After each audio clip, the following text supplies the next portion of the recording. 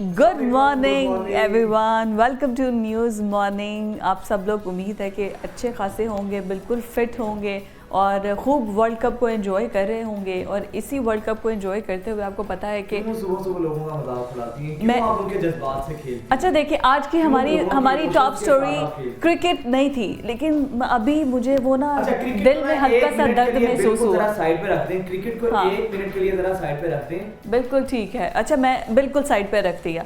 अगर मैंने वजाहत अगर आप कहते हैं तो मैंने क्रिकेट को बिल्कुल साइड पे कर दिया। लेकिन द थिंग इज़ कि अभी आप ये देखिए कि जो क्रिकेट है उसमें आप कितना भी अच्छा परफॉर्म कर ले, अब लेट्स सी, अब उसी पर बात आएगी इफ़ एंड बट्स पे कि हम कितने % हमें मिलेगा, कोई टीम हारेगी, कोई पॉइंट हमें मिलेगा, उसके बाद हम जाकर वर्ल्ड कप आगे सेमीफाइनल में पहुंचेंगे। लेकिन हम बिल्कुल क्रिकेट को डिस्कस नहीं करने जा रहे। हम जिस चीज़ को डिस्कस करने जा रहे हैं वो ये है कि आपको पता है कि चाहत फ़तेह अली ख़ान कितना बड़ा नाम है। चाहत फ़तेह अली ख़ान जनाब, हुआ ये है कि चाहत फ़तेह अली ख़ान साहब एक आपको पता है अवार्ड्स फंक्शन थे और लंदन में थे फंक्शन वो, और जब फंक्शंस के दौरान उनको स्टेज पर बुलाया गया और कहा गया कि आप जो हैं वो गाना गाएं, होस्ट की जानिब से रिक्वेस्ट की गई है। ओरिजिन पर बाद में आते हैं जी। मैं जब ये वीडियो देखी तो उसके बाद मैं ये सोच रहा था कि जिंदगी में ना, लाइफ में ऐसा कॉन्फिडेंस होना चाहिए जैसा चाहत फ़तेह अली खान का है। बुरा लगे या ना लगे, लेकिन मेरी एक बात है, इतने करीब से तो वो बेचारी डर गई होंगी। मिलियंस में उनके फैंस हैं, उनको मेहमान के तौर पे बुलाया गया था वहाँ पे, और फिर उसके बाद मेहमान कैसी ओछी हरकतें कर रहा था, आप ये देखिए। वो तो इंतहाई इरिटेटिंग थी ना। आप देखें कि गेस्ट आप महविश हयात कितनी एम्बेरस हो रही हैं। अगर आपको इज्जत दी है और आपको एज ए ओनर के तौर पे स्टेज पे बुला लिया गया है तो आप थोड़ा सा ख्याल करें। बल्कि जो होस्ट हैं उन्होंने कहा है कि कैमरा उस साइड पर है, जहां पर आपकी बैक है। अच्छा, तो ये फिर होता है कि जब आप इस तरह के मेहमानों को एज ए फन के तौर पे बुलाते हैं तो फिर ये चीज़ें तो होती हैं ना। लेकिन फिर भी अब ये थोड़ी है कि अगर वो आ गई हैं एज अ गेस्ट, उनको बुलाया है तो वो बिल्कुल ही अपने कपड़ों से बाहर हो जाए। आप एक एंटरटेनर हैं, आप एंजॉय करें, एंटरटेन करें। और एक ये बात भी होती है वजह फ्रैंकनेस लेवल। अगर आपका किसी के साथ कोई फ्रैंकनेस लेवल है ना, कंफर्ट जोन है, तो आप फिर इस किस्म की हरकतें करते हैं तो फिर दैट इज़ एक्सेप्टेबल, राइट। लेकिन अगर आप किसी का कंफर्ट जोन में नहीं है और आप किसी से फर्स्ट टाइम ऐसे इंटरेक्शन हो रहा है आपका, ये क्या मैं भी शायद क्या इसको कभी पहले मिली होगी? अच्छा, मुझे that was really first time.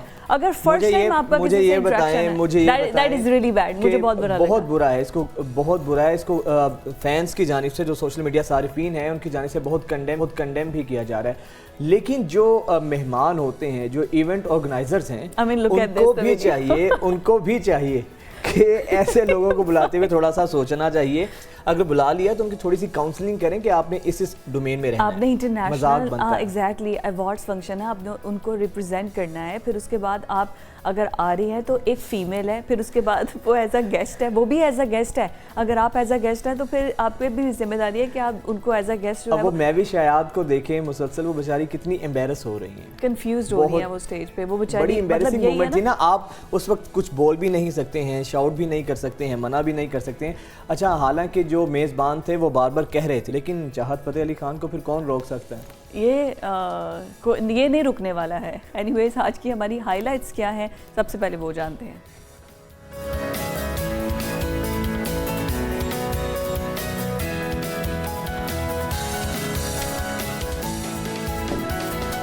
गिरते पड़ते, बॉल से डरते, बैटिंग से घबराते शाहीन, क्या कौमी स्क्वाड फिट है?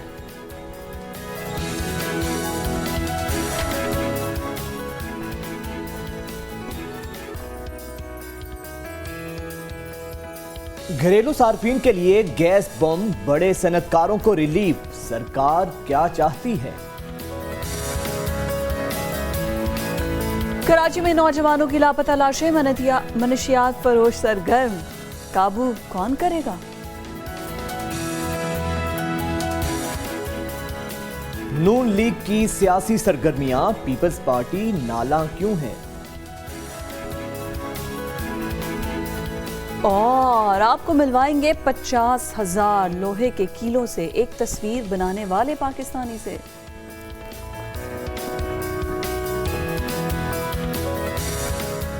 तो जनाब ये थी हमारी आज की हाइलाइट्स जिनको आज के हम अपने इस सेगमेंट का हिस्सा बनाएंगे।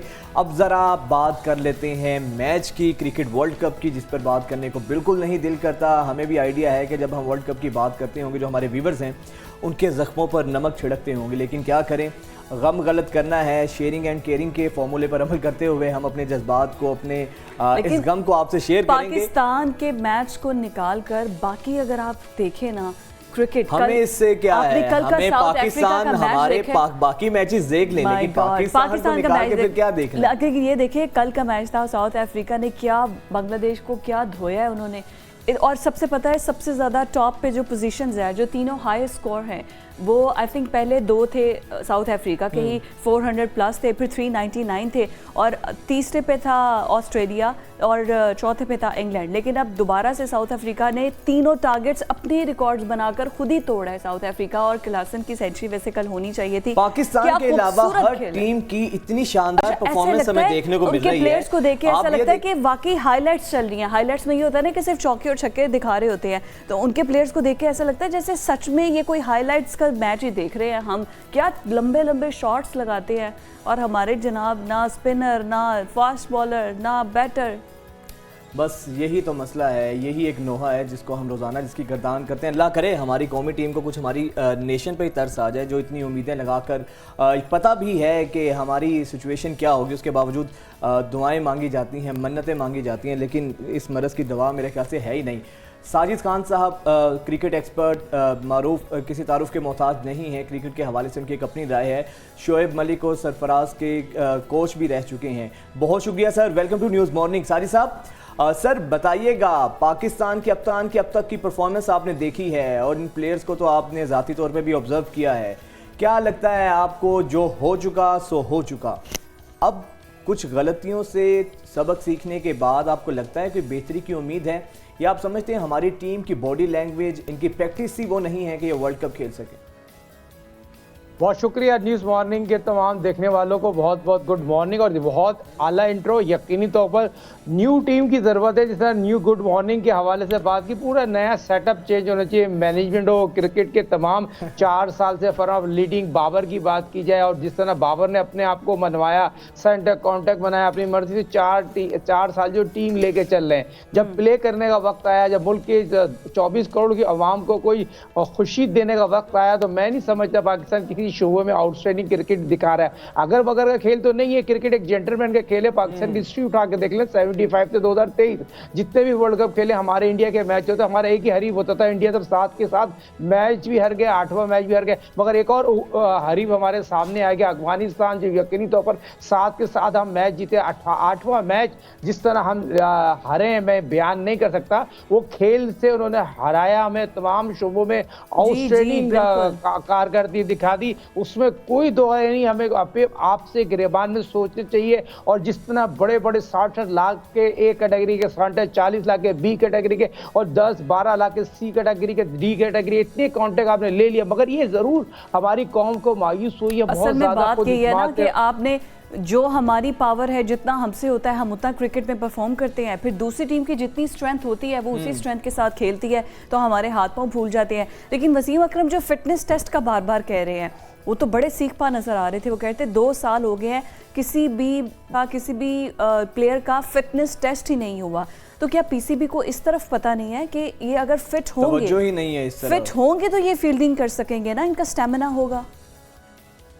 देखिए बहुत इंपॉर्टेंट सवाल आपने किया। वसीम अकरम जो मेरे खुद भाईजान है, मसन से लेके double E defence, model town और कराची, मेरा उनका साथ 40 साल का साथ है। आपने सवाल उस बंदे से कर दिया जिससे सारी जिंदगी वसीम अकरम के साथ गुजारी। मैं इनको भाईजान कहता हूँ, और भाईजान कोई आम बंदे नहीं है, पाकिस्तान के क्रिकेट का एक बहुत बड़ा नाम है। 1100 उन्होंने विकेटें ली हुई है और पाकिस्तान के कामयाब तरीन कप्तान है। उनका कहने का मकसद ये, 2 साल से पाकिस्तान क्रिकेट बोर्ड में फिटनेस टेस्ट नहीं हुए, और मुझे तो अफसोस होता है कहते हुए जो खिलाड़ी खेल रहे हैं और और इनका सेंटर कॉन्टैक्ट बगैर फिटनेस टेस्ट की तो आप दे ही नहीं सकते। तो ग्रेट वसीम अकरम की बात यकीन तौर पर बहुत ही लॉजिक है, बहुत ही इंपॉर्टेंट है। पाकिस्तान क्रिकेट बोर्ड के कोई भी इंसान ने उनसे रब्ता नहीं किया, वसीम अकरम साहब आप 99 में वर्ल्ड कप टीम लेके गए थे, किस तरह जाते थे, इंडिया की क्या मुश्किलात होती, मगर बड़े अफसोस से कहना पड़ेगा पाकिस्तान क्रिकेट टीम में ना कोई मैनेजर है, ना कोई ऐसा कोच है जो पाकिस्तान का अपना कोच भी फॉरनर है, जो मैनेजर हैं वो यकीनी तौर पर जो एनालिस्ट हैं वो बाबर की सेल्फियां बनाते थे, उनको पाकिस्तान क्रिकेट का एनालिस्ट बना के भेज दिया है।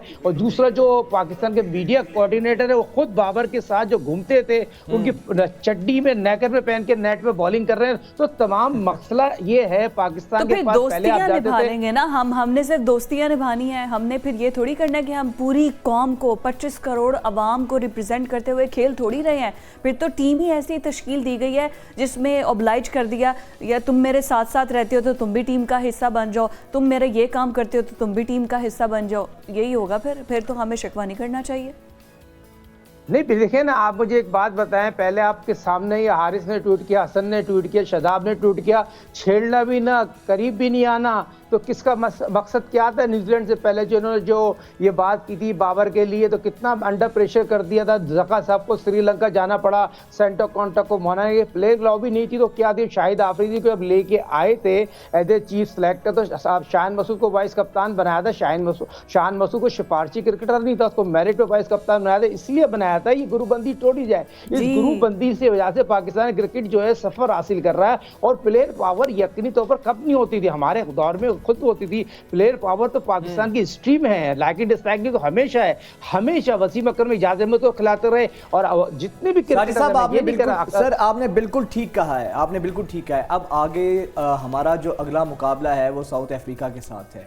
अब वहाँ पर स्ट्रेटजी क्या होनी चाहिए है? आपको लगता है कि अब कोई थोड़ी बेहतर टीम होगी गलतियों से सीख कर, या वही एक दायरे का सफ़र है जिसके गिर्द हम घूमते रहेंगे?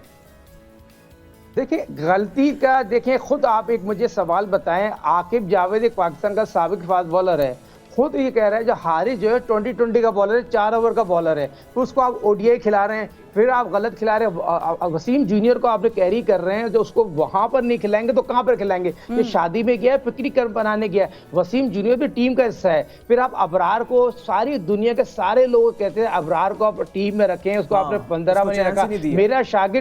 मेरा शागिर्द सरफराज अहमद पाकिस्तान के लिए खेला ना 140 ओडीआई, और पाकिस्तान का कामयाब तरीन कप्तान है। आज पाकिस्तान काजन ट्रॉफी का फाइनल खेल रहा है। जिस बैटिंग पैराडाइज पे जिस तरह से काम लिया है, अब मेरे शागिर्द अगर देखे, साई वही ने डबल सेंचुरी बनाई, शान मसूद ने 200 रन बनाए। आप मुझे एक बात बताइए, आप स्क्रीन पे देखिएगा इंजी किससे मुलाकात कर रहा है, किसके साथ बैठा हुआ है? शान मसूद के साथ। शान मसूद को टेस्ट मैच का कप्तान बनाएंगे। बहुत से खिलाड़ियों की ये ख्वाहिश है, आप यकीन माने लाहौर के अंदर की ख्वाहिश है शाहिनशाह आफरीदी वर्ल्ड कप के बाद पाकिस्तान टीम का कप्तान बन जाए। अली तरीन साहब की ख्वाहिश है मुल्तान सुल्तान से रिजवान खेलते हैं, वो ओडीआई का कप्तान बन जाए। तो भाई पाकिस्तान की टीम है, ये फ्रेंचाइजों की टीम है। पेशावर जल्मी ने अपनी मनमा ली, बाबर साहब लेके आ गए इंजी साहब को चीफ सेलेक्टर लेके आए, तो पेशावर जल्मी के सारे लड़के आ गए। कोयटा वाले नदीम उमर साहब रो रहे हैं, उनके लड़के नहीं आ रहे। सरफराज मुझे बताइए इस टीम में डिजर्व करता था नहीं करता था? उसके साथ नाइंसाफी की। 140 ओडीआई खेला है पाकिस्तान के लिए, 3000 रन टेस्ट मैच में बनाया, पहला विकेट कीपर बैट्समैन होते हो, तीसरा वर्ल्ड कप खेलने जा रहा है। सारे लोग ये कह रहे थे सरफराज को लेके जाओ, नहीं लेके गए। फिर आप टीम की बात करें, टीम में इफ्तिखार जो है प्योर बैट्समैन है, वो पावर हिटर थोड़ी है। 4 साल से टीम में मौजूद है, 16 ओडीआई खेल चुका है, उसको मेरिट पे नहीं खिलाते। फिर लाइकिंग डिसलाइकिंग है। फिर अब्दुल्ला शफीक की बात करें, वो बहुत अच्छा प्लेयर है। फिर इमामुल हक साहब अपने लिए खेलते हैं, टीम के लिए खेलते हैं, 70 रन बनाते हैं 10 ओवर के बाद। तो आपको कोई लेकिन सारी सब मसला ये है ना सर, हमारी टीम जब ग्राउंड में बैटिंग कर रही होती है, अब ये देखें कि स्पिनर्स को भी पीछे होकर खेल रहे हैं, इतने डिफेंसिव होकर हम खेल रहे हैं। हमारी बॉडी लैंग्वेज से लग रहा है कि हमने बस डिफेंसिव होना है, एग्रेसिव टोन ही नहीं है हमारी। इतना कॉन्फिडेंस शेक क्यों है? चले भारत के खिलाफ तो समझ आता है, अफगानिस्तान के आगे भी हमारे पसीने छूटे हुए थे। देखिए ये मेरे हाथ में बॉल है, अब इस बॉल से मैं अगर खेलूंगा तो मुझे खेलना आएगा ना, इस बॉल से बॉल करूंगा। फील्डर आपके कप्तान ने आज क्या बयान दिया है कल जो मैच हारने के बाद, वो माइंडसेट से कप्तान ही नहीं है, वो फील्डिंग सेट करने नहीं आती, 4 इधर ले लो 5 उधर ले लो, शॉर्ट शार्प कप्तान ही नहीं है। उसको प्लेट पे रख के 4 साल से आपने कप्तानी खेली, मुल्क के साथ खेली, हम उसके प्लेयर पे बुरा नहीं है। 12,000 रन उसने बनाया, 20 सेंचुरी बनाई है, दुनिया का नंबर 1 प्लेयर है आईसीसी रैंक का आज भी, मगर एज ए प्लेयर बहुत अच्छा है। कप्तान 0/0। जो बंदा ये कह दे क्लब लेवल की फील्डिंग हो, क्लब लेवल की बॉलिंग हो, फिर आप तबों को रख रहे हैं अफगानिस्तान से। फिर आप देखिए इरफान पठान ने क्या हरकत करी, पहले मुझे बताइए। इरफान पठान ने जो डांस किया है, हाँ। ये हमारे जख्मों पे नमक डाल दिया। दूसरी चीज, जो मैन ऑफ द मैच होता है वो अफगानिस्तान का प्लेयर। हम क्रिकेट खेलने के, कोई सियासत करने थोड़ी गए, फिर वो कह रहे हैं ये सारी जो है, तो हमने मैन ऑफ द मैच कल भी अपने प्रोग्राम में हमने बड़ा कंडेम किया था। बिल्कुल गलत है, ये रवैया होना ही नहीं चाहिए था। ये क्रिकेट है, सियासत थोड़ी है। लेकिन आप ये देखिए कि हमारे ही जो सीनियर प्लेयर्स हैं उन्होंने ही अफ़गानिस्तान की टीम को ट्रेन किया है, वही इनके कोचेस रहे हैं। हम फॉरेन कोचेस को लेकर आते हैं जिनकी ना बातों की समझ आती है। आधे से ज़्यादा जो हमारे प्लेयर्स हैं उनको तो इंग्लिश बोलनी नहीं आती, तो समझ क्या आती होगी। और फिर हम फॉरेन कोचेस को ला के भी ये हमारी सूरत हाल है कि हम परफॉर्म नहीं कर पा रहे, हमारे फिटनेस टेस्ट नहीं हो रहे। वो तो बड़े फिट हैं, वो तो इस चीज़ का बड़ा ख्याल करते हैं।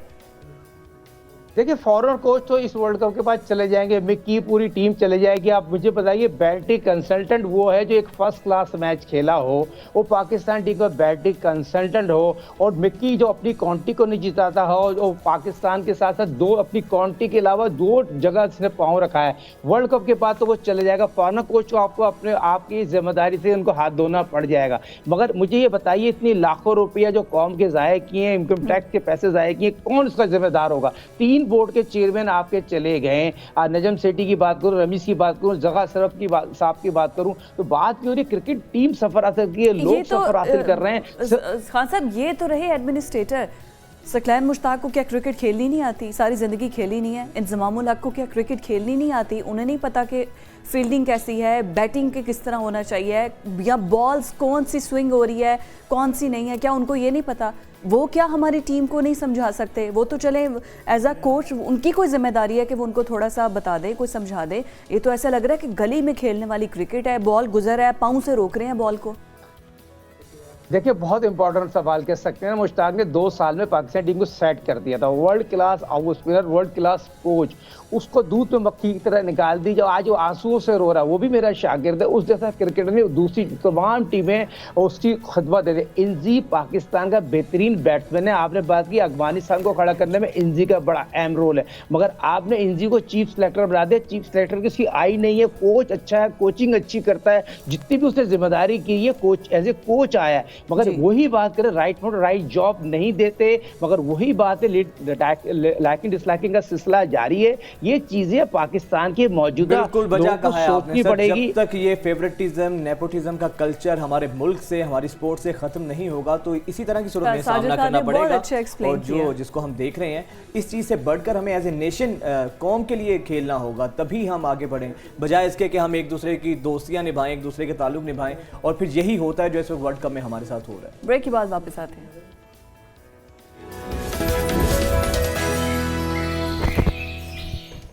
ब्रेक के बाद खुश आमदीद। और वो तमाम लोग जो कि जिनके घर वाले उन्हें ये कहते हैं कि ये बहुत ज़्यादा चाय पीते हैं। हमारी हुकूमत भी यही कहती रहती है कि हम पत्ती चुके इंपोर्ट करते हैं तो ये लग्जरी आइटम्स में आता है, तो पाकिस्तानी जो है वो खरबों की चाय पी जाते हैं। लेकिन चाय पर एक रिसर्च सामने आई है और ये चाय लवर्स के लिए इतना बड़ा रिलीफ है। ये रिसर्च मुझे लगता है किसी चाय लवर ने ही की। ये इतना बड़ा रिलीफ है। सिंगापुर के अंदर ये रिसर्च हुई है जिसमें ये बताया गया है कि जी रोज़ाना 4 कप गर्म मशरूबात, जिनमें चाय भी है, जिनमें कॉफ़ी भी है, अगर आप पीते हैं रोज़ाना 4 कप, लेकिन मिड एज यंगस्टर्स नहीं, mid age late 40s early 50s ये वाले लोग अगर डेली 4 कप चाय पीते हैं, कैफीन की इतनी क्वांटिटी अंदर लेकर जाते हैं, तो फिर उसका फ़ायदा ये होगा कि जब आप बुढ़ापे में जाते हैं तो आपको फिजिकल वीकनेस नहीं होती है। फिजिकल वीकनेस ये मिड एज वालों के लिए है ना, एब्सोल्युटली, यंगस्टर्स के लिए नहीं है। बट आजकल वैसे तो क्या यंगस्टर्स, क्या बच्चे, क्या बुजुर्ग, क्या बूढ़े, मेरा ख्याल है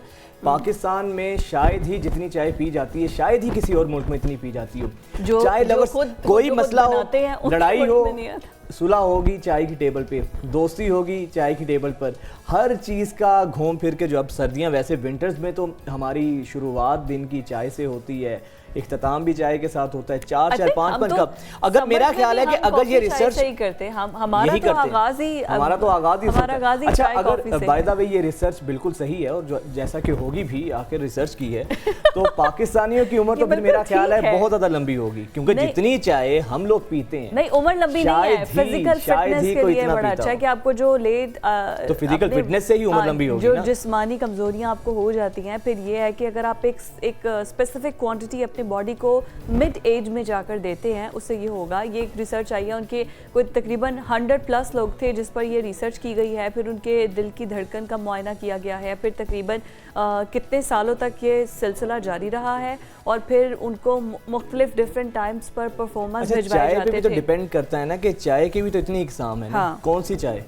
नहीं, आई थिंक जो पत्ती होती है काली चाय, क्या वही वाली दूध पत्ती या पानी वाली चाय वही होगी क्या? अब ग्रीन, लेकिन चाय लवर्स पाकिस्तान में तो 4 का है ना, तो पाकिस्तान में तो मेरे ख्याल से दिन के 8 लोग कप पीते हैं। सर्दियों में आई थिंक ज्यादा होती है, सर में दर्द हो रही है तो इसका इलाज चाय रखा हुआ है, कोई मेडिसिन नहीं है, हर चीज के एंड पे इलाज चाय पर आके रुकता है। आपको भूख लग रही है, आपको कुछ भी नहीं खाने को मिल रहा, तो you can have a cup of coffee.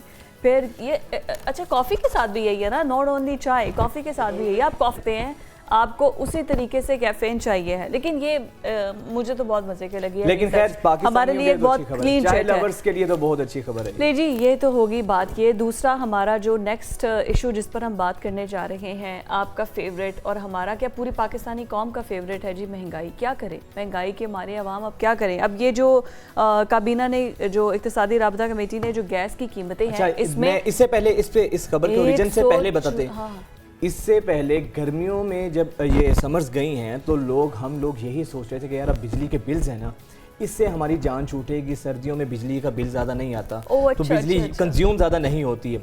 लेकिन अब सर्दियां आई हैं तो बिजली को रिप्लेस कर दिया है गैस ने। आप ये देखें कि 100 गुना से भी ज्यादा इजाफा, नहीं 100 गुना नहीं, 194 तकरीबन 200 गुना कीमतों में इजाफा। तो इसकी मंजूरी के लिए कभी अभी समरी भेजी है काबीना में, ECC ये भेज दी है ना, तो आपका क्या लगता है ये समरी मंजूर नहीं होगी? माय गॉड, और मंजूर हो गई है अभी। उसके बाद अब पता चलेगा कि जो ये घरेलू सार्फिन है, जो सनतकार हैं, जो कमर्शियल मीटर्स हैं, पहले तो गैस आती नहीं है, ठीक है, 2-2 घंटे तरसा के आपको वो गैस देते हैं। गर्मियों में गैस नहीं आती, सुबह के टाइम पे गैस हमें नहीं मिली, तो सर्दियों में क्या हाल? ये बात है, सुबह के टाइम पे 2 घंटे के लिए आती है, तकरीबन 12 बजे के बाद ब्रेकफास्ट के लिए टाइम पर आई, 7-8 बजे, उसके बाद गैस चली जाती है, 12 बजे के बाद गैस आती है, 3 बजे तक रहती है, और फिर रात को कोई 5-6 बजे के करीब आती है, 9 साढ़े 9 बजे तक गैस चली जाती है। अच्छा, अब ये जो थोड़ी दस्तयाब है ना आपको ये गैस, इसके लिए भी आपको एक भारी बिल्स देने पड़ेंगे। जो भी आप बिल अभी दे रही हैं उसको मल्टीप्लाई कर दे 200 से। कि जो महाना फिक्स चार्जेस हैं पर मंथ के गैस के, वो ही 400 रुपीज़ कर दिए गए हैं फिक्स। तो यहाँ से आप अंदाज़ा लगाएं कि गैस का बिल, बिजली के बिल से भी ज़्यादा हमें भारी पड़ने वाला है। अल्लाह ना करे ऐसा हो। तो मेरी कोशिश है कि जो हम गीज़र वगैरह से गर्म पानी से लोग नहाते हैं ना, थोड़ा सा ज़रा ठंडे पानी से नहाने की आदत अपना, फ्रेश पानी से समझ आएगी। ठंडे पानी के नहाने से वो तकलीफ नहीं होगी जो गैस के बिल के आने से होगी। डॉक्टर हक साहब माहिर मईशत हमारे साथ मौजूद हैं। Welcome to News Morning sir, बहुत शुक्रिया आपकी आमद का। इकरामुल हक साहब, सर सर्दियाँ आती हैं, गर्मियाँ आती हैं तो बिजली के बिल्स इतने, सर्दियाँ आती हैं तो गैस के बिल्स इतने, ना तो बिजली आती है ना गैस आती है, बिल्स इतने आते हैं। तो कहाँ खड़ी है आवाम सर? क्या लग रहा है आपको, महंगाई कहाँ तक जाएगी सर्दियों में? जाहिर है कि जो क्राइसिस हम इस वक्त एनर्जी सेक्टर में देखते हैं वो दिन ब दिन बढ़ता चला जा रहा है, क्योंकि अब 2900 अरब का तो अभी तक हमारा जो है वो सर्कुलर डेट सिर्फ गैस सेक्टर में हो चुका है, यानी 3000 अरब तक हम इस पर पहुँच चुके हैं। और ये तो जाहिर है कि अब नहीं चलने वाला, क्योंकि 1 बिलियन पर डे का लॉस है गैस कंपनीज को जो सप्लाई कर रहे हैं। इकरामुल हक साहब, सर ज़रा डिस्टोर्शन है आपकी आवाज़ में, वो प्लीज़ ठीक कर लें। अब जिससे पहले हम ये बात करें ना गैस के हवाले से, सबसे बड़ा अलमिया हमारा पता क्या है? पाकिस्तान में गैस के इतने ज़खायर मौजूद हैं, बलूचिस्तान में, वहाँ से सुई में, सिबी में, वहाँ पे देख लें, बल्कि बाद दफ़ा तो वहाँ पे आग लग जाती है ना, ज़मीन से आग निकल रही होती है। इतने रिसोर्सेज होने के बावजूद कुदरत ने तो किसी किस्म की कमी नहीं रखी है पाकिस्तान में।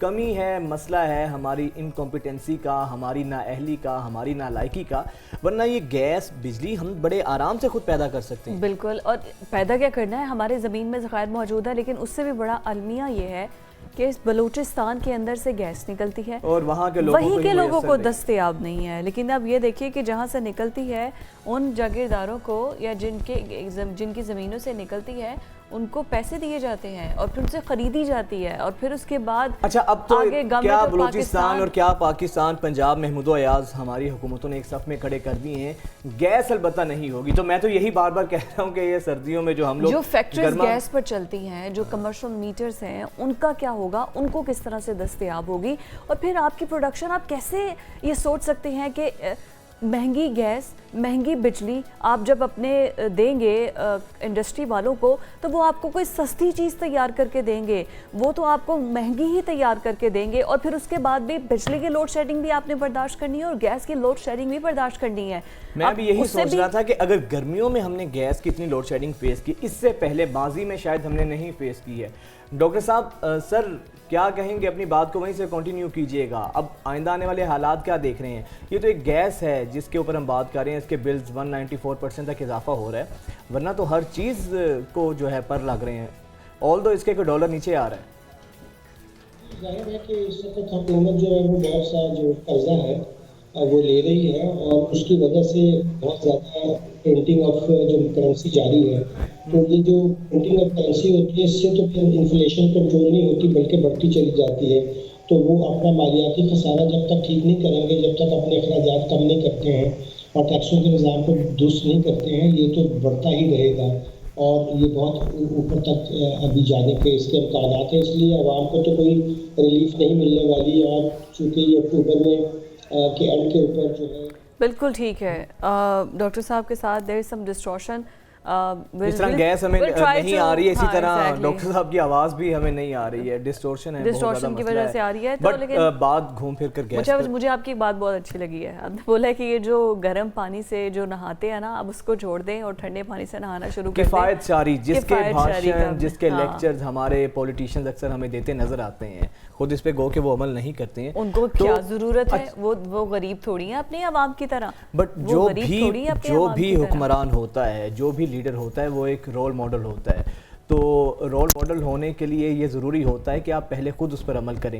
लेकिन अब हमारी पब्लिक को इनसे तो खैर उम्मीदें लगाना छोड़ दें। अब हमें ये चाहिए है कि गैस के बिल्स में जो सबसे ज़्यादा जिस मद में आता है ना, वो होता है गैस की कीमतों में जो गीज़र यूज़ होता है, उससे गैस का बिल ज़्यादा। अच्छा, अब इस तरह के मजे के अच्छा, ठंडे आपस की बात है, ठंडे पानी के फ़वाइद भी बहुत ज़्यादा है। ब्लड प्रेशर एक दफा हल्की सी आपको झुरझुरी सी आती है, शॉवर के नीचे खड़े होते हैं, लेकिन डॉक्टर साहब एक बार फिर से मौजूद है। डॉक्टर साहब, अगर आपको अब मेरी आवाज़ आ रही है तो प्लीज़ बताइए कि और कौन कौन से ऐसे मुफीद मशवरे आप हमारे आवाम को देंगे, कितना हम इग्नोर कर सकते हैं कि भाई महंगाई है, ऐसा है, वैसे है, ये सब तो है, ठंडे पानी से नहाना शुरू कर दे, ठंडे खाने खाने शुरू कर दे, और ऐसी क्या चीज़ें हैं जो वो गैस नहीं आएगी, ऑटोमेटिकली ठंडे पानी और खाने से ही हमें जो है ना गुजारा करना पड़ेगा। जी, ये तो हुकूमतों की नालायकी है कि उन्होंने बायोगैस की तरफ तवज्जो नहीं दी। सारी दुनिया में फूड वेस्टेज से अब गैस बन रही है और जो देहाती इलाके हैं वहाँ पे आपने देखा कि गोबर गैस का रवाज जो था वो तो 70 से शुरू हुआ था।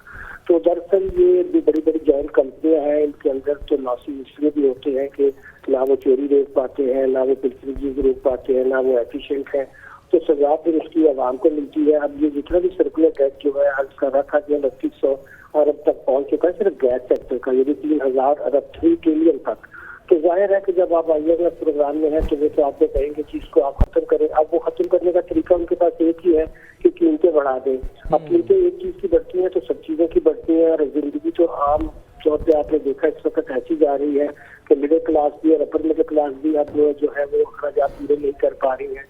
तो रिन्यूएबल की तरफ हम गए नहीं है। जैसे हमने इलेक्ट्रिसिटी में हमारे पास अल्लाह का फजल है कि सनलाइट भी है, विंड भी है, उधर भी हमने रिन्यूएबल पर तवज्जो नहीं दी। और गैस में आपको पता है बायोगैस से सारी दुनिया के अंदर जितनी भी मकामी हुकूमतें होती हैं वो कुछ गैस सप्लाई कर रही होती हैं और उसके लिए जो फंड है वो वहाँ की मकामी लोग भी रेज करते हैं अपने टैक्सेस से। तो बायोगैस की तरफ अगर हमने तवज्जो, क्योंकि ये जो ज़खायर थे ये भी हमने ज़ाया किए, इसमें से तो बड़े बड़े केमिकल्स बन सकते थे, हमने बड़ी बड़ी फर्टिलाइजर कंपनी को प्रॉफिट बढ़ाने के लिए उनको सब्सिडाइज गैस दी। घरों में भी लोगों ने बहुत इसका तेजाज इस्तेमाल किया है। सारा दिन जो है वो हेल्टर चल रहे हैं और आपने देखा होगा कि बेजा तरीके से, क्योंकि इसका बिल कुछ नहीं था।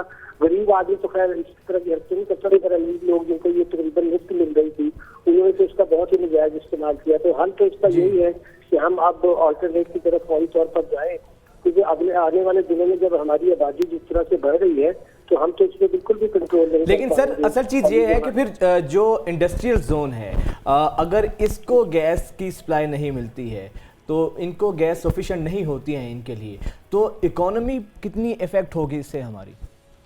जी बिल्कुल सही फरमाया आपने। जो हमारी बहुत सी जो इस वक्त तो टेक्सटाइल के अंदर भी जो गैस का इस्तेमाल है वो अगर इनको हम कंपेटिटिव रेट पर नहीं देते, उनका तो ये कहना है कि दरअसल हम आपसे कोई सब्सिडी नहीं मांगते, मगर जो आपकी असल लागत है उसमें तो आप हमें दें। लेकिन होता यही है कि जो चोरी होती है और जो हम दूसरी क्रॉस सब्सिडी दे रहे थे, जैसे मैंने बताया कि फर्टिलाइजर्स वाले जो थे वो उनको जो है वो रिड्यूस रेट पे मिलती है, वो उससे जो भी यूरिया बनाते हैं और खाद बनाते हैं उसको फिर महंगे दामों बेचते हैं, तो उसका भी नुकसान हमें ही बर्दाश्त करना पड़ेगा, क्योंकि जाहिर है कि वो दूसरी इंडस्ट्री के पास हो जाता है जो एक्सपोर्ट ओरिएंटेड है।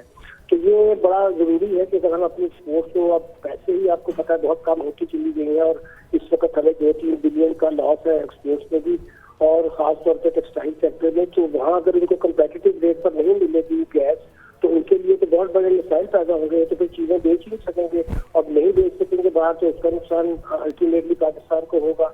तो ये सारी चीजों का, जैसे मैं अर्ज कर रहा था कि हल तो ये था कि हम रिन्यूएबल की तरफ जाके बहुत से प्लांट्स जो थे वो लगते, और फिर ये बड़ी बड़ी जो हमने गवर्नमेंट ओन्ड कंपनियां रखी हुई हैं, चाहे वो हमारी डिस्कोज हो, चाहे ये गैस डिस्ट्रीब्यूशन कंपनियां हो, वो सारी की सारी जो है बहुत ज्यादा इनएफिशिएंसी का शिकार है। वहाँ बहुत ज्यादा अखराजात ओवरहेड है और over the period of time ना वो चोरी रोक सकते हैं ना वो एफिशिएंट हो सकते हैं।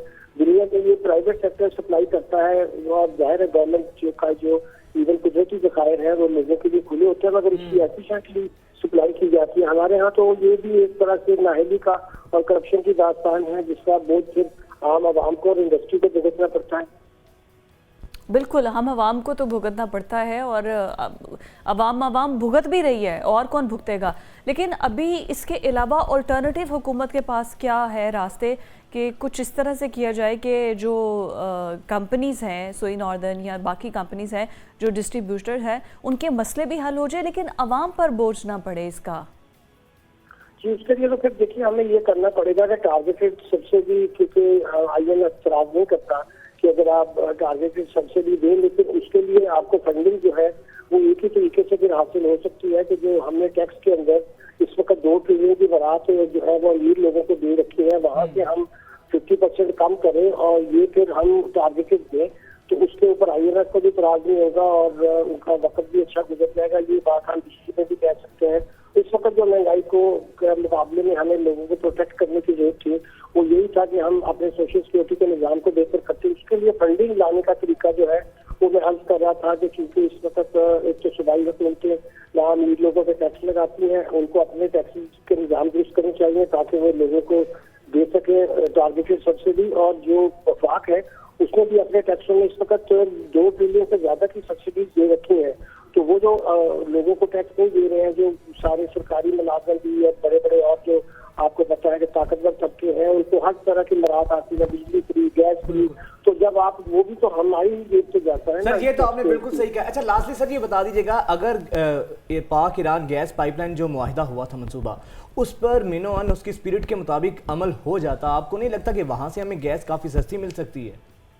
जी जी बिल्कुल सही फरमाया आपने। कतर से भी जो हमारा एडवांस वादा था वो भी हमने खराब किया। ईरान की जो पाइपलाइन थी वो हमने प्रॉमिस कर दी, तो ईरान की मेहरबानी है कि उन्होंने हमें इंटरनेशनल कोर्ट में नहीं खींचा, वरना अभी तक हमें कई बिलियंस का जो था वो हर जाना अदा करना पड़ता। हमें फौरी तौर पर, जैसे इंडिया भी अब ईरान के साथ सारे कारोबार कर रहे हैं, हमें भी चाहिए कि हम ईरान के साथ अपना दें, तो वो अपने तक तो ले आए हुए हैं वो गैस, सिर्फ आगे पाकिस्तान में उसकी सप्लाई जो है वो उसको कनेक्ट करना है अपनी नेटवर्क के साथ, कोई नई लाइन भी बिछाने की जरूरत नहीं है। मगर ये है कि ये जो फैसले हैं ये हमारी हुकूमतें इसलिए नहीं कर पाती हैं कि आपको फिर हर दफा IMF के ऊपर डिपेंडेंट होना पड़ता है, और IMF के पीछे फिर अमेरिका है। अगर आप वो वायलेशन करते हैं तो फिर वो आपको ये पैसे देना बंद कर देते हैं। तो किसी तरीके से हमें अपनी जो जराए हैं और अपने लोगों पे भी इंहिसार करना चाहिए और अपनी पॉलिसीज को कौमी मफाद की तरफ लेकर जाना चाहिए, अपनी फिजिकल पॉलिसी को दुरुस्त करें, अपने अखराजात कम करें। तो ये लीकेज जो है, रिफॉर्म्स है ना, जितनी रिफॉर्म्स बेहतरीन करेंगे उतना ही रिजल्ट सामने आएगा। बहुत शुक्रिया डॉक्टर साहब आपके। रिफॉर्म्स से ज़्यादा बात है नेशनल इंटरेस्ट की। ईरान के साथ भारत अगर उसके साथ कर रहा है तो हमें क्यों? पूरी दुनिया में अपने इंटरेस्ट को मुकद्दम रखा जाता है। हाजिर होते हैं ब्रेक के बाद। ब्रेक के बाद एक दफ़ा फिर से आपको खुशामदीद कहते हैं नाज़रीन। कराची के जहाँ पर कराची को अगर मसाइलिस्तान कहा जाए या मसाइल का गढ़ कहा जाए तो ये गलत नहीं होगा। आए रोज़ हम कराची का नोहा रोते हैं, कराची के हालात पर आहोगिरिया करते हैं, लेकिन ये वो कराची है जो हमारे पाकिस्तान को पालता है। ये कोई एक डायलॉग नहीं है। 70% रेवेन्यू कराची जनरेट करता है और कराची को इकनॉमिक हब कहा जाता है पाकिस्तान का, लेकिन वहाँ के रहने वालों को शायद वो सहूलियात भी मुयसर नहीं है जो दूर दराज के देहात वालों को होती हैं। लेकिन जान का वहाँ पर तहफ़्फ़ुज़ नहीं है, वहाँ पर किसी का माल महफूज नहीं है। जहाँ पर आपकी जान और माल महफूज ना हो तो वहाँ पर फिर क्या उस शहर का करना है? वही आपकी बात है कि सनती हब है, सबसे ज़्यादा जो हार्ड वर्किंग लोग हैं वो कराची के अंदर पाए जाते हैं और वहाँ पर सूरत हाल ये है कि तकरीबन 50 लाख लोग नशे का आदी जो है ना वो हो चुके हैं, इजीली दस्तयाब है। और ये जो अक़वाम मुत्तहिदा की जानिब से ये रिपोर्ट जारी की गई है, ये कोई दूसरा आम लोकल सर्वे नहीं है, ये इंटरनेशनल सर्वे है जिसके मुताबिक ये परसेप्शन और ये इमेज बताया जा रहा है कि 50 लाख से ज़ायद जो नशे के अफराद हैं आदी वो पाकिस्तान में मौजूद हैं। सबसे ज़्यादा टारगेट जो कराची और कराची में आए रोज़ अब जिस तरह सर्दियाँ आई हैं ना, तो सर्दियों में ये होता है कि जो ये नशेई लोग होते हैं जो बाहर सड़कों पर सोते हैं तो उनकी लाशें मिलने का सिलसिला जारी है। अब कराची के हवाले से इतनी बड़ी फिगर ये बहुत अलार्मिंग है। आपका पूरा फ्यूचर दाव पर है। छोटे छोटे बच्चे नशे की लत में मुब्तला हो रहे हैं, लगे हैं। एक पूरा नेटवर्क है, जाल बिछा हुआ है, डोर पर आपको इजीली एक्सेसिबल है मनशियात, लेकिन इनको कोई रोकने वाला, कंट्रोल करने वाला कोई फ़िलहाल अभी इस सवाल वहाँ पर वैसे कानून नाफिज करने वाले इदारे इतने कमज़ोर हमें नज़र आते हैं कि उनकी जान महफूज नहीं है, चोरी चकारी आम है। तो फिर ये मनशियात पर कंट्रोल करने के लिए कितनी मेहनत की जाएगी और कितना ही किया जाएगा। खैर एनीवेज़ ये तो अब जो हमारे सामने सूरत हाल है ये पता चल जाता है। डॉक्टर आतिफ निसार जो कि क्रिमिनोलॉजी डिपार्टमेंट जामिया कराची के साथ हमारे साथ मौजूद हैं। बहुत शुक्रिया डॉक्टर साहब, आपके वक्त का बहुत शुक्रिया। Welcome to News Morning. अभी ये बताइएगा कि जो कराची के अंदर सूरत हाल है, आप तो ये सब्जेक्ट को बड़े अच्छे से समझते हैं, जिस तरह से लोग आदी हो चुके हैं नशे के, ये पूरा जो जाल बिछा हुआ है, नेटवर्क चल रहा है, ये किसी ना किसी की सरपरस्ती पे तो चलता होगा ना कोई तो इनको टेक केयर कर रहा होगा। बहुत शुक्रिया न्यूज़ का कि आज इस बहुत ही अहम मौजू पे उन्होंने मुझे बात करने का मौका फराहम किया है। और आप बिल्कुल ठीक फरमा रही हैं कि ये चीज़ें जितनी भी इस वक्त आपके माशरे में, आपकी सोसाइटी में जो लोग इस पूरे के पूरे इस नेटवर्क और इस पार्टी को चला रहे हैं, वो किसी प्रोटेक्शन, किसी सरपरस्ती के बगैर मुमकिन नहीं, क्योंकि आपके लॉ इन्फोर्सिंग एजेंसीज भी मौजूद हैं।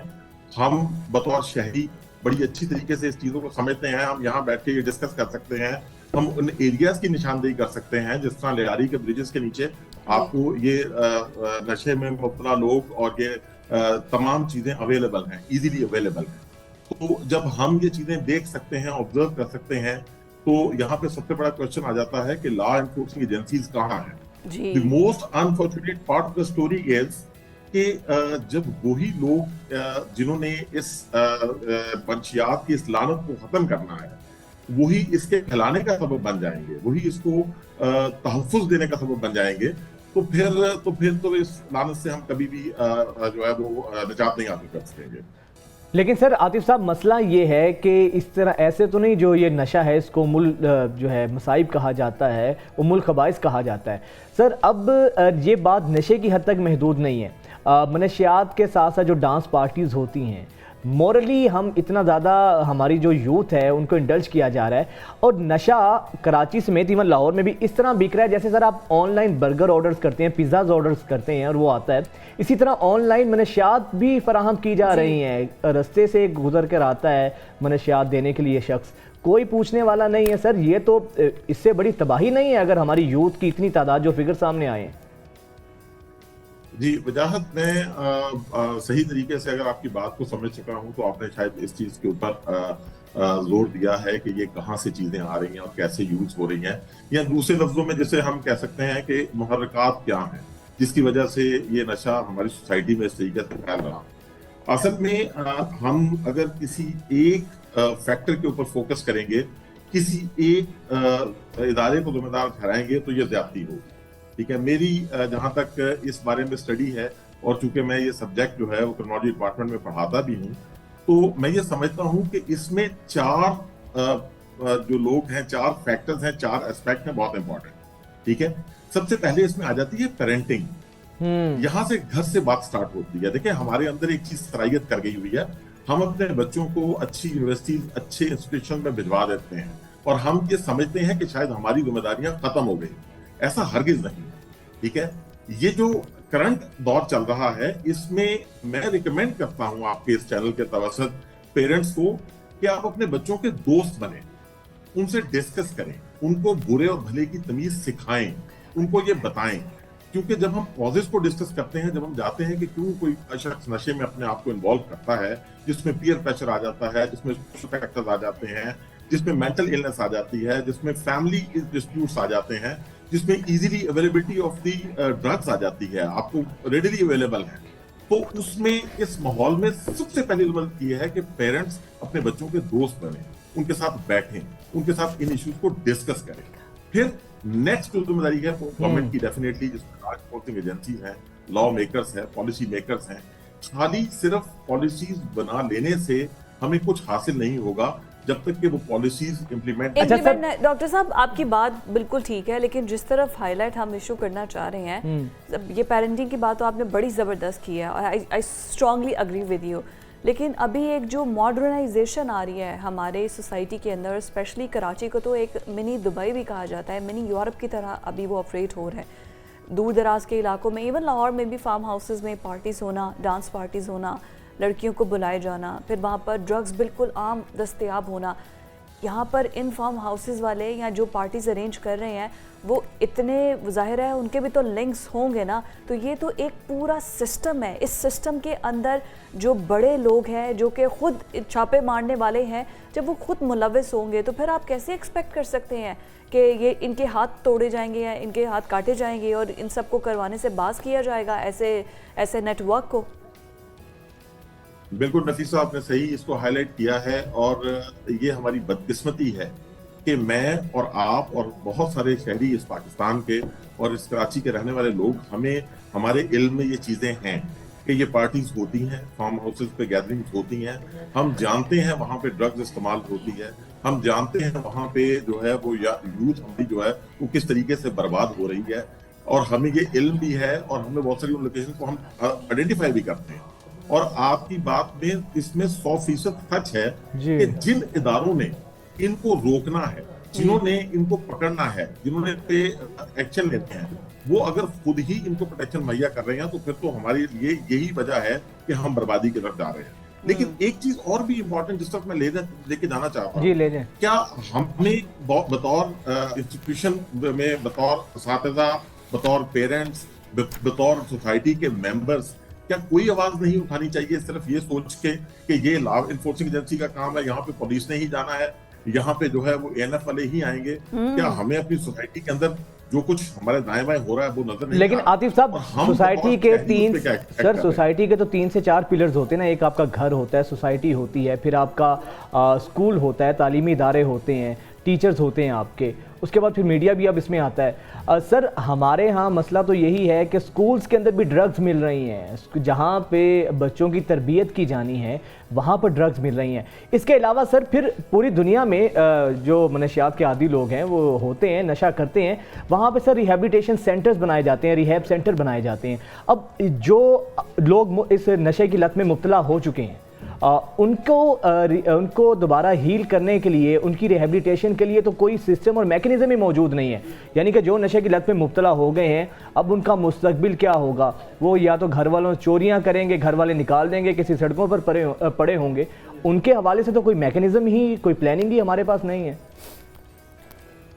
मुझे आपकी आवाज़ सही तौर पे तो नहीं सुनाई दी, लेकिन जहाँ तक मैं अंदाजा लगा सकता हूँ। आपने कुछ स्कूल्स, कॉलेजेस या इंस्टीट्यूशंस के बारे में बात की है और वहाँ पे इस लानत, जो बढ़ती हुई लानत है, इसकी तरफ तवज्जो दिलाई है। क्या मैं सही समझ रहा हूँ? जी जी बिल्कुल, यही सवाल जी है। यही है जी। अच्छा, मैं इस बारे में एक बड़ी इंपॉर्टेंट इंफॉर्मेशन आपके चैनल के तवज्जो से देना चाहता हूँ। मैं जिस तरह पहले भी मैंने ये जिक्र किया कि हम पॉलिसीज बनाते हैं, ठीक है, हम लॉज बनाते हैं, रूल्स बनाते हैं, रूल्स एग्जिस्ट करते हैं, पॉलिसीज एग्जिस्ट करती हैं। इसी तरीके से हमारे पास HEC की, हायर एजुकेशन कमीशन की एक पॉलिसी है 2021 की, जो कि policy on drugs and tobacco abuse in higher education institution के नाम से पब्लिश की गई है। अगर इसको आप पढ़ें तो इसके अंदर बड़ी डिटेल में हर चीज है, लेकिन प्रॉब्लम आती है इम्प्लीमेंटेशन फेज। एब्सोल्युटली। देखिए, हमारे जो लोग जो इंस्टीट्यूशंस के अंदर हैं, जो हमारे स्कूल और कॉलेजेस के अंदर क्लासेस ले रहे हैं, वो कितने वेल ट्रेंड हैं कि वो अपनी क्लास के बच्चों को उनके साथ इंटरेक्शन करके, उनको देख के ये आइडेंटिफाई कर सकें कि क्या ये बच्चा किसी ड्रग यूज के अंदर इन्वॉल्व तो नहीं? बिल्कुल भी नहीं। ठीक है, हम एक बहुत ऑर्थोडॉक्स अंदाज से जाते हैं, पढ़ाते हैं और क्लास से बाहर निकलाते हैं। उस्ताद का और तालिब इल्म का सिर्फ रिश्ता तदरीस का नहीं, ठीक है, ये एक आपका रूहानी बाप है उस्ताद आपका। ठीक है, तो मैं अर्ज करूंगा कि ये जो जिस लानत से हम लड़ रहे हैं, और ये लानत सबसे ज्यादा इस वक्त हमारे इंस्टीट्यूशंस, हमारे यूनिवर्सिटीज, हमारे कॉलेजेस, हमारे स्कूल्स के अंदर सरायत कर चुकी है। यहाँ पे सबसे इम्पोर्टेंट रोल जो है वो उस कम्युनिटी का है जो बच्चों के साथ एंगेज है। ठीक है, और पेरेंट्स को जो है उन्हें ऑन बोर्ड करना चाहिए, उन्हें बुलाना चाहिए। आतिफ साहब, आपको क्या लगता है कि क्यों एक नौजवान जो है वो नशे की लत में मुब्तला होता है? जो इसका इतना ज़्यादा ट्रेंड बढ़ चुका है, लड़के लड़कियां नशे की लत में मुब्तला हो रहे हैं, इसकी बेसिक रीज़न, आपका तो सब्जेक्ट ही है, बेसिक रीज़न इसकी क्या आपको नज़र आती है? देखिए, इसकी रूट कॉज तो यही है कि देखिए इसमें पीयर प्रेशर है। ठीक है, इसके अंदर, जैसा मैंने बताया आपको, फैमिली डिस्प्यूट्स हैं, इसके अंदर सोशल फैक्टर्स हैं। हमारा सोशल फाइबर देखें, हमारा social fibre day by day ये बहुत फ्रेजाइल हो रहा है। हमारी सोशल बाउंडिंग्स कम हो रही हैं। ये जिस चीजों में हम चले गए हुए हैं, जो मोबाइल आ गया है, जो हमारे पास इंटरनेट की फैसिलिटी आ गई है, जो हमारे पास केबल्स के चैनल आ गए हैं, इनका सबसे बड़ा नुकसान क्या हुआ? इनका सबसे बड़ा नुकसान ये हुआ है कि हमारी जो रिलेशनशिप की बॉन्डिंग कम हो गई है। बच्चे घर आते हैं, उनके पास मोबाइल्स हैं, उनके पास इंटरनेट है, उनके पास केबल है, they are not sitting with the parents. ठीक है, और पेरेंट्स ये समझ रहे हैं कि अच्छा, मैंने इसको बहुत अच्छे इंस्टीट्यूशन में भेज दिया है, मैं इसकी बड़ी हैवी फीस पे कर रहा हूँ, तो शायद बस ये डिग्री आप उसे बरी जिम्मा नहीं हो सकते हैं। असल में बात यह है ना कि तालीम के साथ तरबियत की तरफ कोई आता नहीं है। लेकिन लास्टली मैं डॉक्टर साहब चाहूँगी, अब ये देखिए कि जो स्टूडेंट्स हैं, अब ऐसी मेडिकेशन दस्तयाब हैं, आपको मेडिकल स्टोर से मिल जाती हैं, इंजेक्शंस ऐसे हैं, लोग इंजेक्शंस लगा कर मरते जा रहे हैं, और जो इन मेडिकेशन पर चला जाता है वो तो फिर शायद उसका रिहैब में भी जाके कोई फ़ायदा नहीं होता।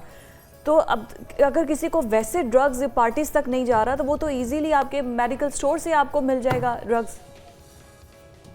जी नफीसा, ये आपने एक और जिस तरफ तवज्जो दिलाई है, ये भी एक, सर करेक्शन कर ले, नफीसा नहीं फिजा है, फिजा नाम है, नफीसा।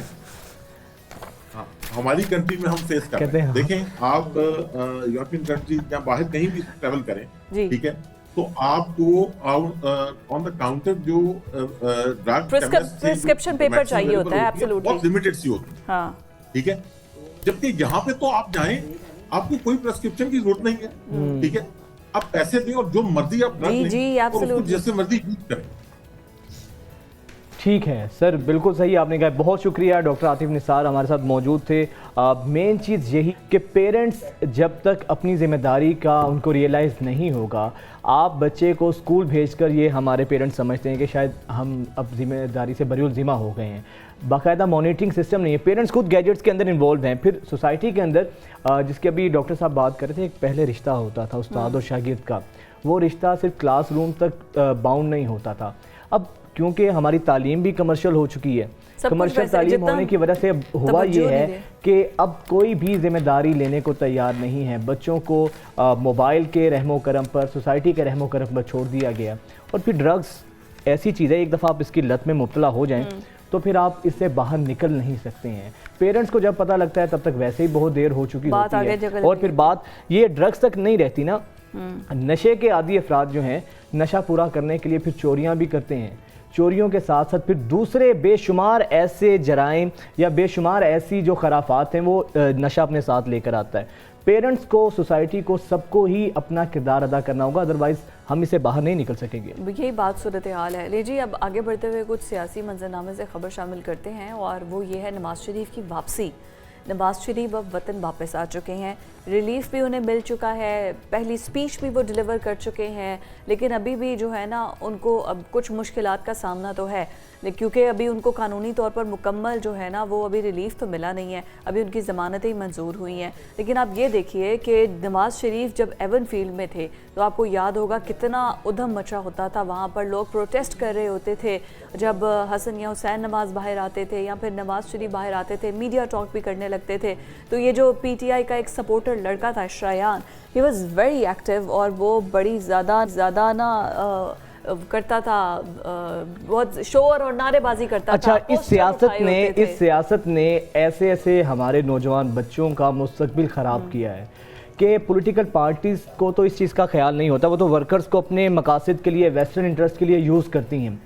लेकिन जो बेचारे वर्कर्स जो मासूम होते हैं, जो समझते हैं बड़ा ठीक काम कर रहे हैं, उसके बाद फिर उनको रियलाइज़ होता है कि कितना टाइम ज़ाया किया। अब ये शायान अली जो रोज़ाना, जिसके अपने पेरेंट्स को सपोर्ट करने का टाइम है, जिसका अपने घर का ब्रेड अर्नर बनने का वक्त है, वो हर वक्त हम देखते थे शायान अली को बदतमीज़ी करता नज़र आता था, एवन फील्ड के बाहर नारे लगाता नज़र आता था, चोर चोर की गर्दान। बाहर के मुल्क में जिस तरह UK में ये बहुत ज़्यादा एक्टिव थे। अब जब मियाँ साहब वापस आ चुके हैं तो वो जो नारेबाजी थी वो वोटिंग के लिए था कुछ नहीं। अब शायान अली ने आइसक्रीम जो है वो लगाई है, अब उसको बेचने, बहुत अच्छी चीज़ है। नहीं वो अब उसने कहा कि अब जाहिर है वहाँ पे करने को तो कुछ है नहीं, लेकिन वो सोशल मीडिया पर उनको अटेंशन तो चाहिए थी, तो उन्होंने कहा जब तक नवाज शरीफ लंदन वापस नहीं आते तब तक मैं आइसक्रीम बेचता रहूँगा। अब वो एक आइसक्रीम पार्लर के अंदर ना सर्विस अच्छा, ये तो उन्होंने एक खुद को ना एक जस्टिफाई किया है, बट इसके अंदर, इस सारे मोनोलॉग के अंदर पैगाम ये है कि खुदारा अपनी जो एनर्जी है, अपनी तवानाइयाँ हैं, ये सियासी एक्टिविटीज़ पर सर्फ ना करें, मस्बत अपने लिए सर्फ करें। फैमिली जो आपको फीड करती है, ये टाइम होता है कि जब आप फैमिली के लिए जो है ना उनके साथ आप कंधे से कंधा मिलाते हैं, ब्रेड अर्नर बनने का ये टाइम होता है। तो शायान अली ठीक है, बहुत अच्छी चीज़ है, आइसक्रीम लगा रहे हैं और इसके हलाल में कोई कबाहत नहीं है, लेकिन पैगाम इसके अंदर यही है कि आप अपना यही टाइम जो पॉलिटिकल पार्टीज़ के एजेंडास के लिए सर्व करते हैं, यही टाइम अगर आप अपने लिए करें, अपनी फ्यूचर को देखें, तो शायद हालात कुछ बेहतर हो सकते हैं। That's his personal choice। हर किसी का नहीं, पर्सनल चॉइस नहीं, इसके अंदर मैसेज है, ये पर्सनल चॉइस नहीं, ये मैसेज है ना। आप ये सिर्फ एक शायान है, यहाँ पर पाकिस्तान में कितने शायान हैं ऐसे, आपको भी पता है कि पाकिस्तान में किस तरीके से। अच्छा, वो देखिए जब उनसे सवाल किया है तो वो बड़ा हेजिटेट फील कर रहे हैं, शर्मा के, उन्होंने मुंह वहां को मुंह अपना चेहरा फेर लिया। अब ये देखें, अब ये इसके अंदर मैसेज है कि आप पॉलिटिकल पार्टीज के साथ, ठीक है आपका राइट है, आप पॉलिटिक्स करें, लेकिन अपना टाइम अपने फ्यूचर, अपने करियर पर दें, ये मोस्ट इंपॉर्टेंट है। सियासत होती रहेगी जी, एब्सोल्युटली। लेकिन जनाब अभी तो फिलहाल हम यही कह सकते हैं कि पाकिस्तान के अंदर भी जो इस किस्म के आपको शायान अली के लोग हैं, स्टडीज़ की तरफ तवज्जो दें, क्योंकि इस वक्त हमारे मुल्क को चेयरमैन PTI नवाज शरीफ नहीं, यूथ की ज़रूरत है और पढ़े लिखे यूथ की ज़रूरत है। ब्रेक के बाद वापस आते हैं।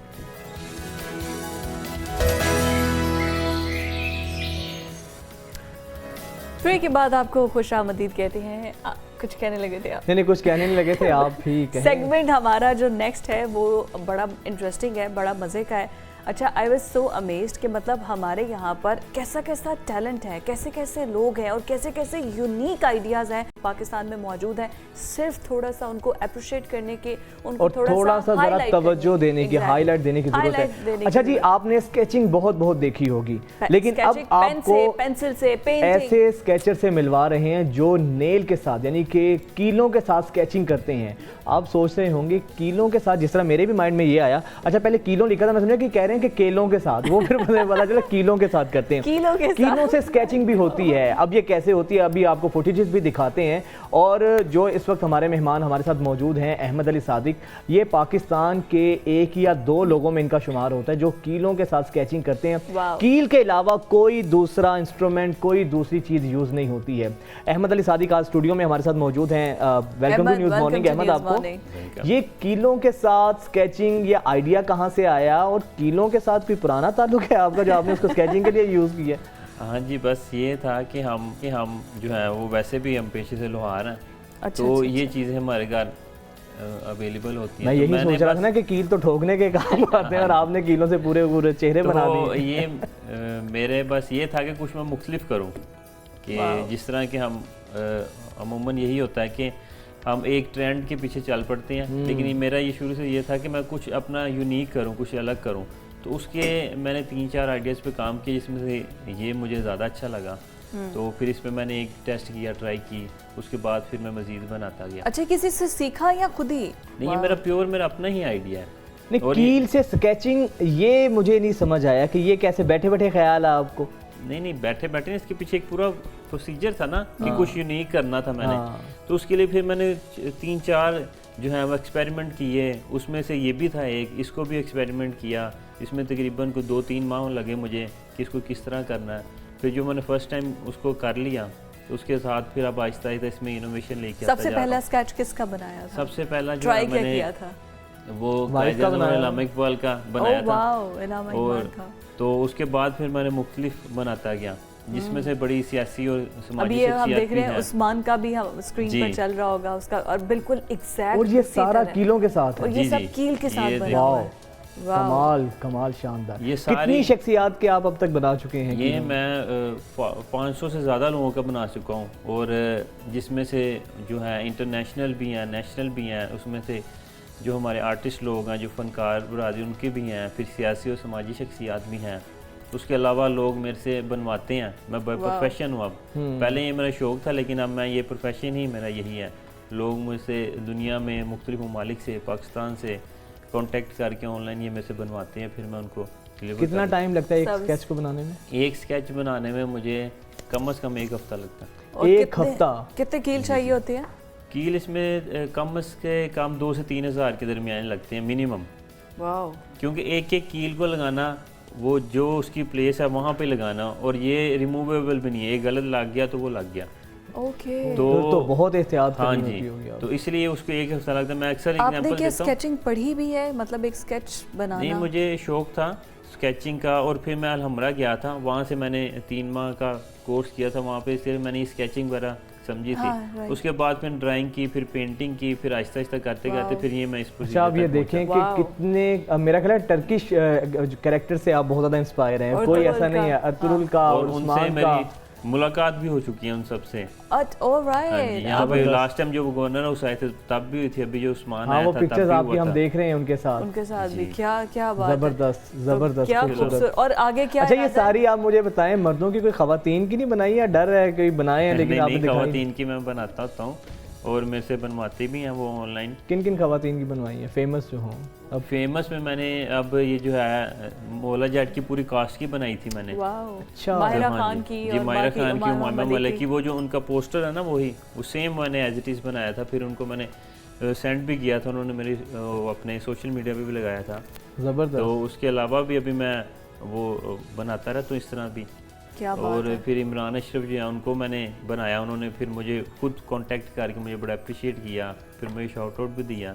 इस तरह मुख्तलिफ लोगों की मैं बनाता रहता। क्या बात है। अच्छा, पहले क्या आप पेपर के ऊपर पेंसिल से स्केच करते हैं, फिर उसके बाद उस पोजीशन पर कील लगता है? ये पेंसिल पेपर नहीं होता, ये शीट होती है हाँ। एक लकड़ी की ना, वो शीट के ऊपर मैं उसको पहले उस तरतीब से उसको स्केचिंग करता हूँ, एक लाइन ड्राइंग जिसे कहते हैं वो कर देता हूँ। फिर उसके बाद फिर वो एक एक कील जो है ना उसी तरतीब से फिर मैं लगाना शुरू कर देता हूँ। वाह। तो वो एक एक बड़ा एहतियात करके वो एक एक करके, जिस तरह मैं एग्जांपल देता हूँ कि हम घर में कभी एक्सपीरियंस हुआ होगा दीवार में एक कील लगाने का, जी जी। तो एक कील लगाने वक्त वो एक आधी दफ़ा आपके हाथ पे लग ही जाता है।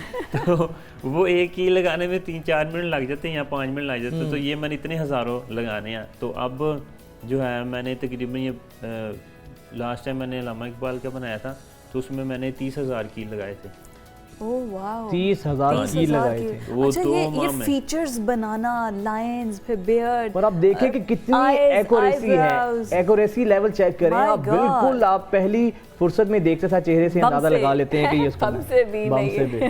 तो नहीं, इसमें that is बाबर very आजम का भी nice। बनाया ना पहले जब मैंने स्टार्ट किया था Babar black and Azam white को ये में था, कील मार ही देने थे जो वो कुछ कर रहे हैं। मैं फिर क्रिकेट पे बिल्कुल बात नहीं करनी। ब्लैक एंड वाइट था, लेकिन अब मैंने इसको इनोवेशन लाया कि इसमें शेड्स भी नजर आते हैं, एक्सप्रेशंस भी आपके आते हैं। स्माइल जो है वो आंखों की जो एक्सप्रेशन है फेस के हैं वो भी ये देखिए आप गौर करेंगे वो भी आपको नजर आ रहे हैं। उर्दू के भी आ क्या रहे हैं। कमाल के तो sketch ये हैं आपके, आई मीन दिस इज खूबसूरत। So amazing. तो सबसे मुश्किल और सबसे टफ बनाना किसका था बनाना? वो मैंने कमर्शियली बनाया था एक, तो उसमें था कि वो बंदा वो बैठा था और वो सिगरेट भी पी रहा था, तो उसका जो धुआं था ना वो भी मैंने किलो से बना दिया था। Oh wow. तो वो धुआं भी आपने किलो से बना दिया था, तो वो उसको बड़ा पसंद आया। तो उसके अलावा फिर कपल का जो होता है वो भी होता है कि वो क्योंकि वो जो है वो सीधा फेस नहीं ना होता, कपल जो शूट होता है उस तरह का होता है, फिर उसी शक्ल में उसको बनाना होता है। और अल्हम्दुलिल्लाह मुझे कोई भी किस तरह की भी तस्वीर सेंड कर देना तो मैं उसको नेल में बना लेता हूँ। खूबसूरत। अच्छा, अब सुना ये है कि माशाल्लाह आप जिस तरह यूनिक ये काम कर रहे हैं तो Guinness book of world record में भी अपना नाम दर्ज करवाने जा रहे हैं। जी, वो उसके लिए मैंने 1 साल हो गया मैं उस प्रोजेक्ट पे काम कर रहा हूँ और उसमें मैं बड़ी मेहनत कर रहा हूँ। और वो ऐसा आर्ट है कि उसको मैंने कलर में लेके आया हूँ, तो वो दुनिया में मैं पहला आर्टिस्ट रहूँगा जिसने ये काम किया है। और वो तकरीबन उसमें 50,000 50,000 के करीब जो है वो कील बना के मैंने एक प्रोजेक्ट बनाया। तो उसके लिए मुझे स्पॉन्सर भी मिल गया। वो हमारे जो हैं समाजी शख्सियत खुरम गुजर, उन्होंने मुझे पूरा सपोर्ट किया फाइनेंशियली भी हर तरह से। तो इसको बस ये 1 आध मंथ तक ना हम गिनीज की टीम से रब्ता करके तो इसको इंशाल्लाह कर देंगे। That is really nice and मेरा ख्याल है कि अब तो आपसे शादी के लिए भी जो कपल्स है ना वो ये ऐसे शूट करवाया करेंगे जितने खूबसूरत माशाल्लाह पोर्ट्रेट्स बना रहे हैं। मैं आई एम सो अमेज्ड कि किस तरीके से कि कील के ज़रिए ये इस तरह। तो आपकी पॉलिटिकल किस सियासी शख्सियत का आपने बनाया है? चेयरमैन पीटीआई का तो आपने बनाया होगा। नवाज शरीफ अभी आए हैं कि उनके लिए भी बनाया है, उनको भी प्रेजेंट करने के लिए? नहीं, मैं पहले जो था ना मैं ये पॉलिटिकल शख्सियत का बनाता था, लेकिन अब मैं नहीं इतना बनाता। अब मैं अपना क्यों डिमांड नहीं है? डिमांड नहीं है उसकी, लोग ये डिमांड नहीं है और रिस्पॉन्स नहीं है। इससे ज़्यादा मैं जो हमारे जो शोबिस के लोग हैं उनका बनाता हूँ, वो इस चीज़ को वैल्यूएट भी करते हैं, रिस्पॉन्स भी अच्छा देते हैं और उनको पता है कि क्या चीज़ है। पॉलिटिकल लोगों को इस चीज़ की इतनी वो नहीं, बिल्कुल बनाना चाहिए। और इंशाल्लाह नेक्स्ट टाइम जब आपको हम बुलाएंगे तो आपने हमारा स्केच भी लेकर आना है ना, हम आपकी इस फन से मुस्तफीद होना चाहेंगे। बहुत शुक्रिया अहमद अली सादिक आपके वक्त का। Thank you so much. और वाकई जिस तरह पहले हमने बात की थी कि टैलेंट की इस मुल्क में मैन, आई स्वेयर कि इतना यूनिक आइडिया और फिर इतने परफेक्शन से फीचर्स बनाना, मतलब ये बड़ी जरखेज ज़मीन है, सिर्फ तवज्जो की ज़रूरत है। ब्रेक के बाद वापस आते हैं।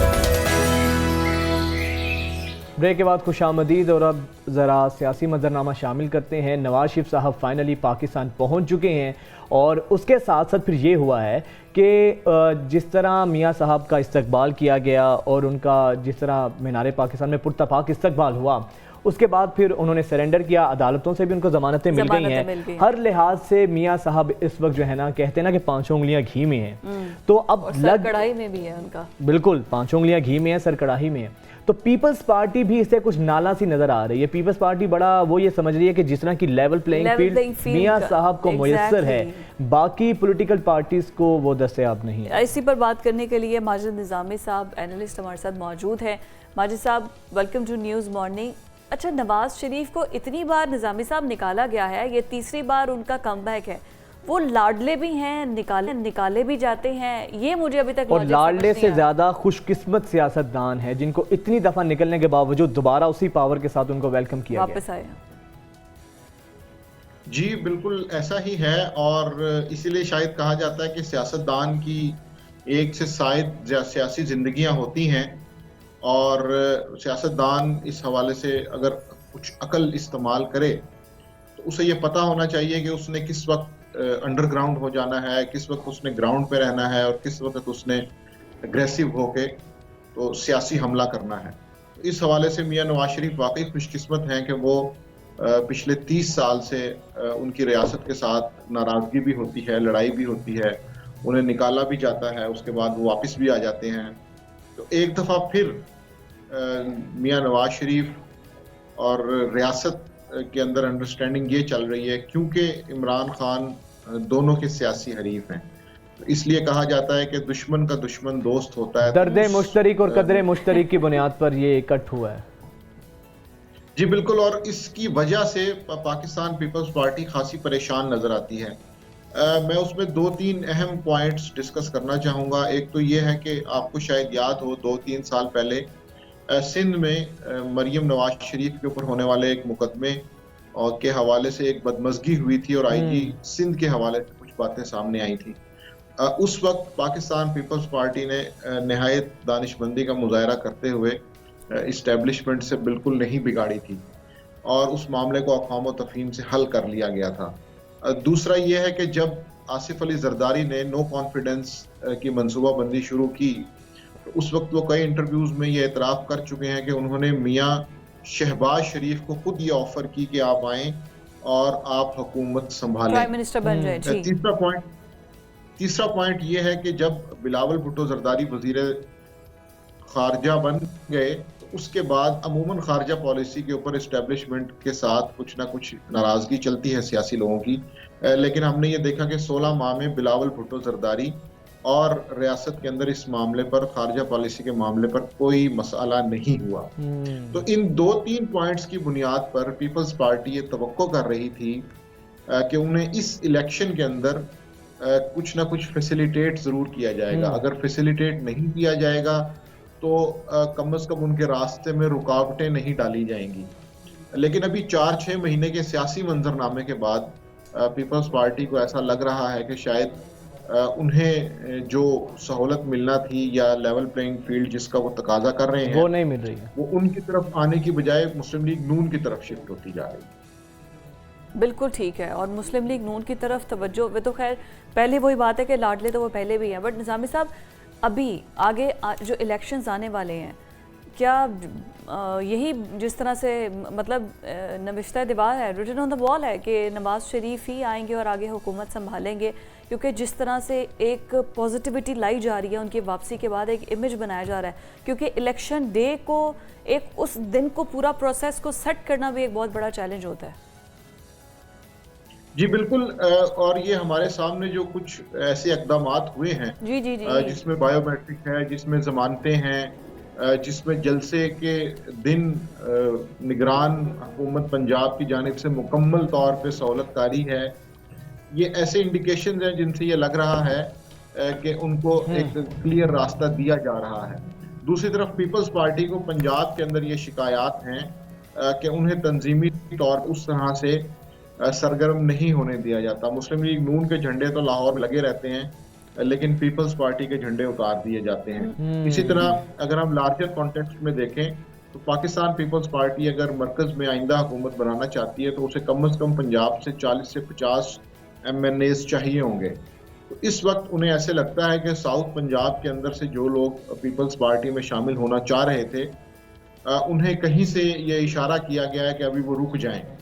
इस तरह से वो ये समझते हैं कि उनके साथ पंजाब के अंदर सियासी नाइंसाफी हो रही है। इशारों पे बड़ा चलते हैं, क्या करें निज़ामी इसके बगैर गुजारा नहीं है ना। इशारों के बगैर हम चाहे खैर ना ही बात करें, निज़ामी साहब हमें भी कोई इशारा ना हो जाए।